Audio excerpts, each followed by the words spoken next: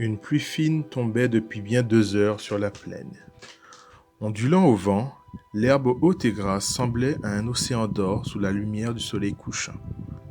Fait de pierres sombres et d'un toit en paille, la bergerie semblait presque intruse dans ce tableau magnifique. Pressés par les jappements de Jouques, les moutons retardataires trottinaient vers le bâtiment, non sans prendre voracement au passage les derniers brins d'herbe de la journée. Les sourcils froncés par la concentration, Faya essayait de ne pas perdre le compte des moutons qui se précipitaient dans l'étroite porte de la bergerie, la bousculant un peu au passage. Enfin, la fin de la journée, pensait-elle. La journée avait été rude en effet. Toute une journée à faire paître le troupeau, sans parler du trajet de la bergerie du nord à celle du sud, des 3 heures à rechercher des boutons dissidents, une chute dans un ravin et dont son genou lui faisait toujours souffrir. La journée se finissait en beauté avec cette pluie qui ne semblait ne pas vouloir s'arrêter. Il y a le compte apparemment, soupira Faya.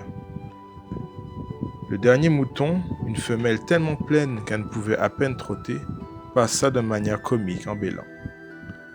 Chouk la suivait de près et, fier de son travail bien fait, vint s'asseoir au pied de sa maîtresse pour réclamer des caresses. Quand à toute vitesse, au travers du chien, comme s'il n'existait pas, le spectre de la petite fille passa devant elle en faisant la roue et en riant de sa voix cristalline.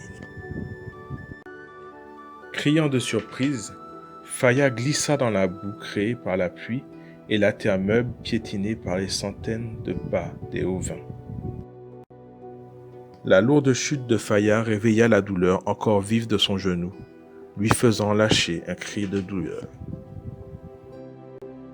Essayant de reprendre ses esprits et de calmer les coups de langue de Chouk, qui gémissait d'inquiétude, Faya se redressa en foudroyant du regard la fillette qui s'approchait d'elle, l'air profondément désolé.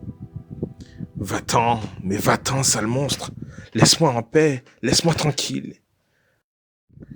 Bondissant sur ses pieds et folle de rage, Faya prit son bâton et frappa l'enfant au visage. Mais comme d'habitude, le coup passa au travers d'elle, comme si elle n'était fait que de fumée. Complètement déconfite et semblant au bord des larmes, si c'était possible, la fillette bredouilla dans sa langue étrangère ce qui semblait être des excuses, et après un dernier regard pitoyable se ratatina sur elle-même jusqu'à former une petite sphère de la grosseur d'un poing. La boule ensuite roula au fond de la bergerie, entre les pattes des animaux. Faya essaya de se contrôler, mais bientôt le désespoir la submergea, et déjà les larmes coulaient. Chouk, lui, s'était couché en gémissant, pensant qu'il avait fait une bêtise. L'air penaud comique du chien aida la jeune fille à se reprendre.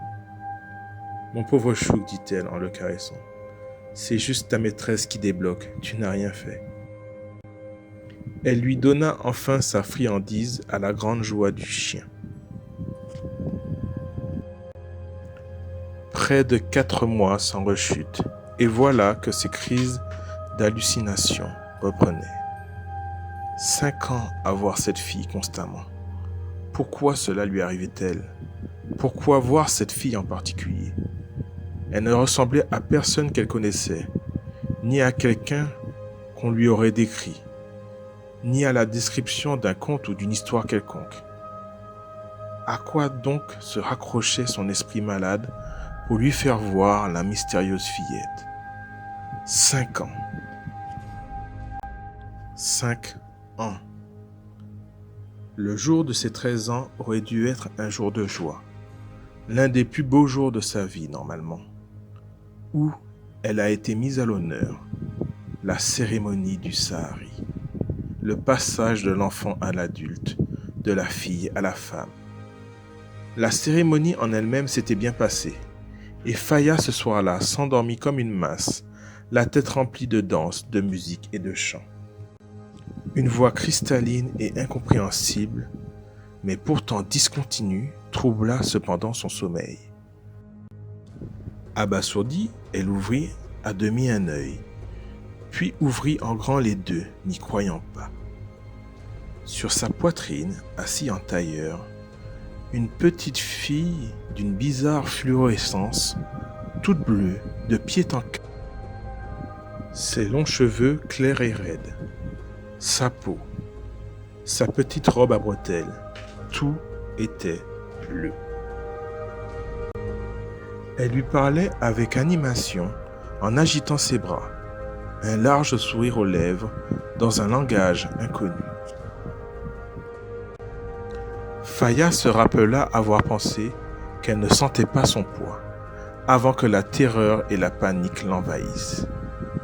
Elle hurla comme jamais, réveillant en sursaut et instantanément ses 3 sœurs, couchées dans la même chambre.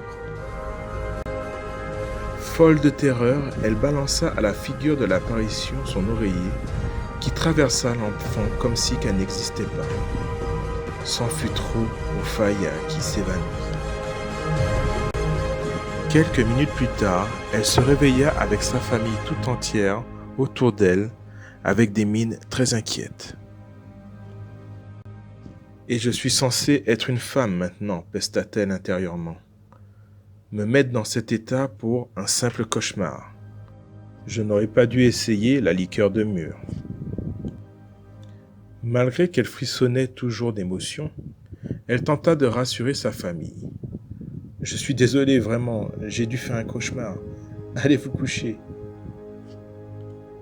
Elle finissait à peine sa phrase qu'elle constata avec effroi la tête de la fillette dépassée du ventre de l'un de ses frères, avec une mine désolée.